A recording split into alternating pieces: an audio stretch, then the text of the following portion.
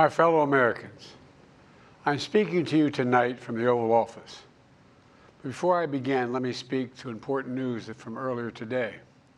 After 8 months of nonstop negotiation, by my administration, a ceasefire and a hostage deal has been reached by Israel and Hamas, the elements of which I laid out in great detail in May of this year.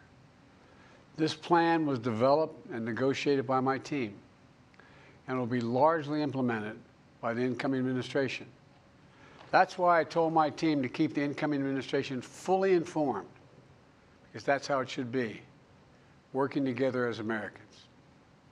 This will be my final address to you from the American people from the Oval Office, from this desk as president. And I've been thinking a lot about who we are and maybe more importantly, who we should be. Long ago in New York Harbor, an ironworker installed beam after beam, day after day. He was joined by steel workers, stonemasons, engineers. They built not just a single structure, but a beacon of freedom. The very idea of America was so big, we felt the entire world needed to see. The Statue of Liberty, a gift from France after our Civil War. Like the very idea of America, it was built not by one person, but by many people, from every background and from around the world. Like America, the Statue of Liberty is not standing still. Her foot literally steps forward atop a broken chain of human bondage. She's on the march, and she literally moves. She was built to sway back and forth to withstand the fury of stormy weather, to stand the test of time because storms are always coming. She sways a few inches, but she never falls into the current below. An engineering marvel. The Statue of Liberty is also an enduring symbol of the soul of our nation, a soul shaped by forces that bring us together and by forces that pull us apart. And yet, through good times and tough times, we've withstood it all. A nation of pioneers and explorers, of dreamers and doers, of ancestors native to this land, of ancestors who came by force, a nation of immigrants who came to build a better life, a nation holding the torch of the most powerful idea ever in the history of the world, that all of us are created equal, that all of us deserve to be treated with dignity, justice, and fairness, that democracy must defend and be defined and be imposed, moved in every way possible. Our rights, our freedoms, our dreams. But we know the idea of America, our institution, our people, our values that uphold it are constantly being tested. Ongoing debates about power and the exercise of power, but whether we lead by the example of our power or the power of our example, whether we show the courage to stand up to the abuse of power or we yield to it. After 50 years at the center of all of this, I know that believing in the idea of America means respecting the institutions that govern a free society, the presidency, the Congress, the courts, a free and independent press, institutions that are rooted, they just might not reflect the timeless words, but they echo the words of the Declaration of Independence. We hold these truths to be self-evident. Rooted in the timeless words of the Constitution, we the people. Our system of separation of powers, checks and balances. It may not be perfect, but it's maintained our democracy for nearly 250 years, longer than any other nation in history that's ever tried such a bold experiment. In the past 4 years, our democracy has held strong. And every day I've kept my commitment to be president for all Americans through one of the toughest periods in our nation's history. I've had a great partner in Vice President Kamala Harris. It's been the honor of my life to see the resilience of essential workers getting us through a once-in-a-century pandemic, the heroism of service members and first responders keeping us safe, the determination of advocates standing up for our rights and our freedoms, instead of losing their jobs to an economic crisis that we inherited. Millions of Americans now have the dignity of work. Millions of entrepreneurs and companies creating new businesses and industries, hiring American workers, using American products. And together, we've launched a new era of American possibilities. One of the greatest modernizations of infrastructure in our entire history, from new roads, bridges, clean water, affordable high-speed internet for every American. We invented the semiconductor, smaller than the tip of my little finger, and now is bringing those chip factories and those jobs back to America where they belong, creating thousands of jobs. Finally, giving Medicare the power to negotiate lower prescription drug prices for millions of seniors.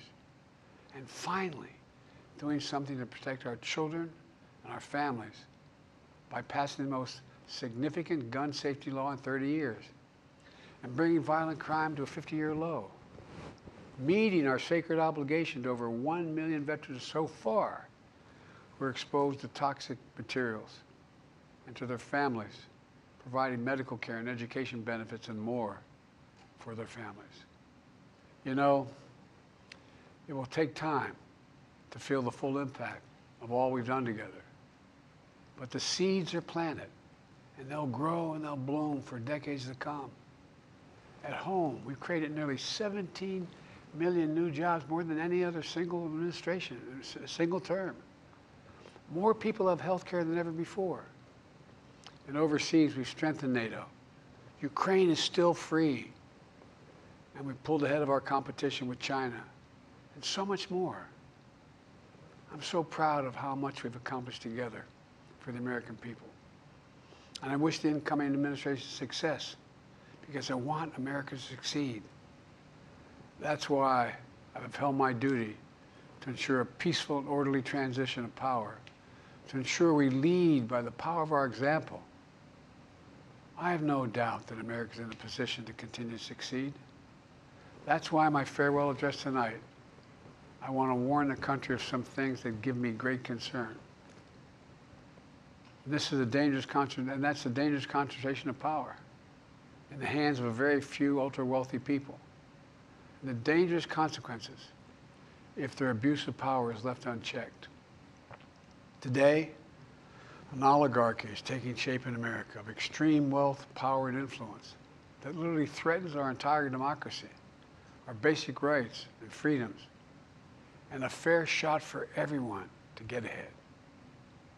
We see the consequences all across America, and we've seen it before, more than a century ago. But the American people stood up to the robber barons back then and busted the trusts. They didn't punish the wealthy. They just made the wealthy play by the rules everybody else had to. Workers want rights to earn their fair share. You know, they were dealt into the deal, and it helped put us on a path to building the largest middle class, the most prosperous century any nation in the world has ever seen. And we've got to do that again. In the last 4 years, that is exactly what we've done. People should be able to make as much as they can, but play by the same rules. Pay their fair share of taxes. So much is at stake. Right now, the existential threat of climate change has never been clearer. Just look across the country, from California to North Carolina. That's why I signed the most significant climate and clean energy law ever in the history of the world, and the rest of the world is trying to model it now. It's working, creating jobs and industries of the future. Now, we've proven we don't have to choose between protecting the environment and growing the economy. We're doing both. The powerful forces want to wield their unchecked influence to eliminate the steps we've taken to tackle the climate crisis, to serve their own interest for power and profit. We must not be bullied into sacrificing the future of our children and our grandchildren. We must keep pushing forward and push faster. There's no time to waste. It's also clear that American leadership in technology is unparalleled, an unparalleled source of innovation that can transform lives.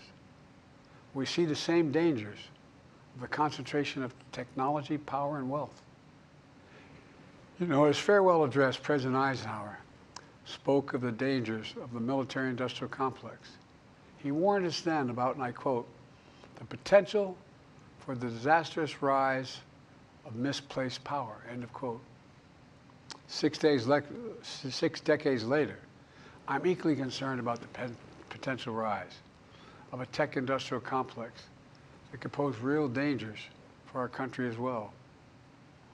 Americans are being buried under an avalanche of misinformation and disinformation, enabling the abuse of power. The free press is crumbling. Editors are disappearing. Social media is giving up on fact-checking. The truth is smothered by lies told for power and for profit. We must hold the social platforms accountable to protect our children, our families, and our very democracy from the abuse of power. Meanwhile, artificial intelligence is the most consequential technology of our time, perhaps of all time. Nothing offers more profound possibilities and risks for our economy and our security, our society, for humanity. Artificial intelligence even has the potential to help us answer my call to end cancer as we know it. But unless safeguards are in place, AI could spawn new threats to our rights, our way of life, to our privacy, how we work, and how we protect our nation. We must make sure AI is safe and trustworthy and good for all humankind. In the age of AI, it's more important than ever that the people must govern. And as the land of liberty, America, not China, must lead the world in the development of AI. You know, in the years ahead, it's going to be up to the president, the presidency, the Congress, the courts, the free press, and the American people to confront these powerful forces. We must reform the tax code, not by giving the biggest tax cuts to billionaires, but by making them begin to pay their fair share. We need to get dark money. That's that hidden funding behind too many campaigns contributions. We need to get it out of our politics. We need to enact an 18-year time limit, time and term, for the strongest ethics reforms for our Supreme Court. We need to ban members of Congress from trading stock while they're in the Congress. We need to amend the Constitution to make clear that no president is immune from crimes that he or she commits while in office. The president's power is not limited. It's not absolute, and it shouldn't be. And in a democracy, there's another danger to the concentration of power and wealth. It erodes a sense of unity and common purpose. It causes distrust and division. Participating in our democracy becomes exhausting and even disillusioning. And people don't feel like they have a fair shot. We have to stay engaged in the process. I know it's frustrating. A fair shot is what makes America, America. Everyone's entitled to a fair shot. Not a guarantee, but just a fair shot. An even playing field. Going as far as your hard work and talent can take you. We can never lose that essential truth, remain who we are. I've always believed, and I've told other world leaders, America can be defined by one word: possibilities. Only in America do we believe anything is possible. Like a kid with a stutter from modest beginnings in Scranton, Pennsylvania, and Claremont, Delaware, sitting behind this desk in the Oval Office as President of the United States. That's the magic of America. It's all around us. Upstairs in the residence of the White House, I've walked by a painting of the Statue of Liberty I don't know how many times. In the painting, there's several workers climbing on the outstretched arm of the statue that holds the torch. It reminds me every day I pass it of the story and soul of our nation and the power of the American people.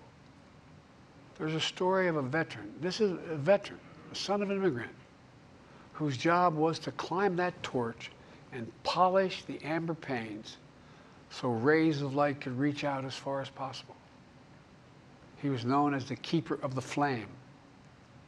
He once said of the Statue of Liberty, quote, "speaks a silent universal language, one of hope that anyone who seeks and speaks freedom can understand." Yes, we sway back and forth to withstand the fury of the storm, to stand the test of time. A constant struggle, a short distance between peril and possibility. But what I believe is the America of our dreams is always closer than we think. And it's up to us to make our dreams come true.